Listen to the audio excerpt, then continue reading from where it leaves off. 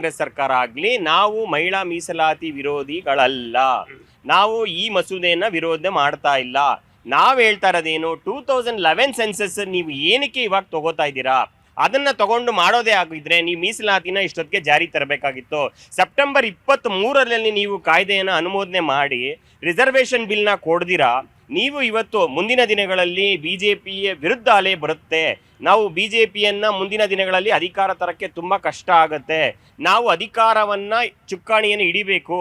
ನಾವು ಅಧಿಕಾರದಲ್ಲಿ ಸತತವಾಗಿ ಇನ್ನ ಮುಂದಿನ 10 ವರ್ಷಗಳ ನಾವು ಇರಬೇಕು ಅನ್ನೋ ಕಾರಣಕ್ಕೋಸ್ಕರ ನೀವು ಈ ಮೀಸಲಾತಿ ಬಿಲ್ ಜೊತೆಗೆ ಆ ಕೊಂಡಿ ಅಂತಾರಲ್ಲ, ಆ ಕೊಂಡಿಯನ್ನ ನೀವು ಅದಕ್ಕೆ ಅಂಟಾಕ್ಸ್ಕೋತಾ ಇರೋದು ಯಾವುದು ಅಂತಂದ್ರೆ ಈ ಇನ್ನೊಂದು ಬಿಲ್ನ, ಡಿಲಿಮಿಟೇಷನ್ ಬಿಲ್ನ.